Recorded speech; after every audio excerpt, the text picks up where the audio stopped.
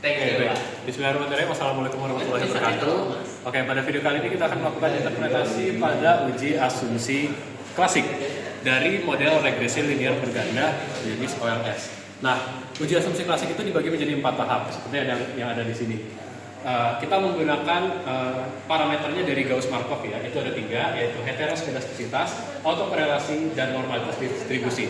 Sebenarnya ada 4, harusnya itu ada multikolinearitas. Namun multikolinearitas ini dia tidak termasuk dalam parameternya Gauss-Markov. Nah, namun ini nanti kita akan tetap masukin aja. Nah, terus juga dari ketiga ini yang dari Gauss-Markov ini tuh dia berhubungan dengan residual, sedangkan hanya multikolinearitas yang berhubungan dengan koefisien. Nah, kita mulai yang pertama yaitu heteroskedastisitas. Dia biasanya menggunakan Voigt test atau Bruce-Pagan. Ini bebas, boleh pakai apa aja untuk parameternya. Cuma kita di sini pakai Voigt test saja, dan untuk parameternya sendiri dia menggunakan p-value, yang dimana jika p-value-nya ini kurang dari 5% atau alfanya 0,05, maka dikatakan bahwa data tersebut memiliki heteroskedastisitas yang tinggi atau dikatakan tidak aman. Nah, kedua yaitu autokorelasi.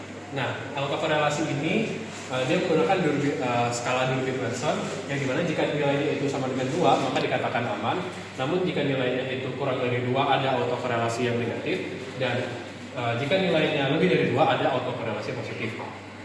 Yang ketiga itu kita bisa lihat dari normalitas distribusinya. Ini kita bisa menggunakan ada dua skala atau 2 parameter yang bisa kita lihat. Yang pertama itu bisa melihat melalui histogramnya apakah dia membentuk seperti bell shape seperti ini atau tidak. Namun jika dia bentuknya nanti menjulur ke kiri atau menjulur ke kanan, maka dia dapat dikatakan bahwa residualnya itu tidak terdistribusi dengan normal. Atau kita juga bisa melihat melalui p-value, yang jika nilainya ini kurang dari 5% maka dikatakan data itu tidak aman. Nah, yang keempat yaitu ada multikolinearitas. Ini dia itu melihat pengaruh bebas pengaruh antar variabel bebasnya, dan parameter yang digunakan yaitu VIF atau variance inflation factor, yang dimana jika nilainya kurang dari 10 itu dikatakan data tersebut aman, namun jika lebih dari 10 tidak aman. Oke, langsung saja. Di sini kita sudah ini sudah ada dari model regresi linearnya. Nah, langsung saja. Pertama kita akan mengecek untuk multikolinearitas. Itu ada di koefisien diagnostik dan variance inflation factor. Nah, di sini kita bisa melihat bahwa nilainya ini semuanya itu di bawah 10 seperti yang sudah dijelaskan tadi.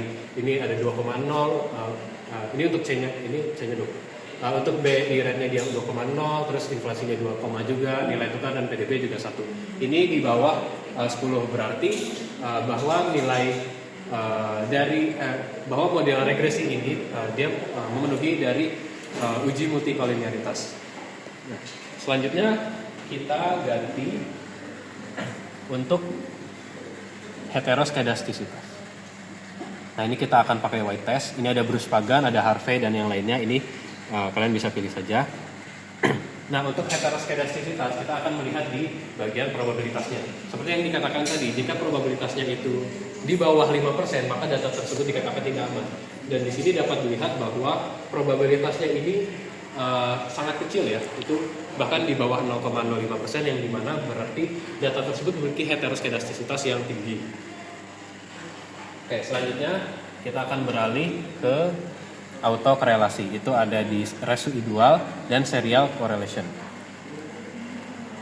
Nah, di sini juga bisa kita lihat untuk parameternya sendiri dia menggunakan Durbin-Watson. Ini ada di bawah. Nah, ini kita bisa lihat ini Durbin-Watsonnya. Ini angkanya itu 1,9, yang dimana dia itu mendekati 2. Artinya bahwa data tersebut memiliki model yang cukup baik karena mendekati dengan 2. Meski tetap ada autokorelasi, namun dia mendekati angka 2, yang dimana nilainya itu bagus.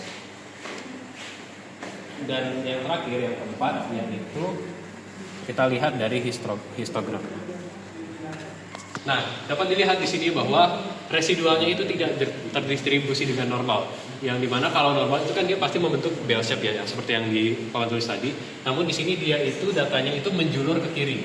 Jadi dapat dikatakan bahwa distribusinya ini tidak normal. Dan juga dilihat dari p-value-nya. P-value-nya sendiri ini sangat jauh di bawah 0,5. Yang berarti data tersebut memiliki distribusi yang tidak normal. Oke, mungkin cukup sekian. Terima kasih telah menonton. Wassalamualaikum warahmatullahi wabarakatuh.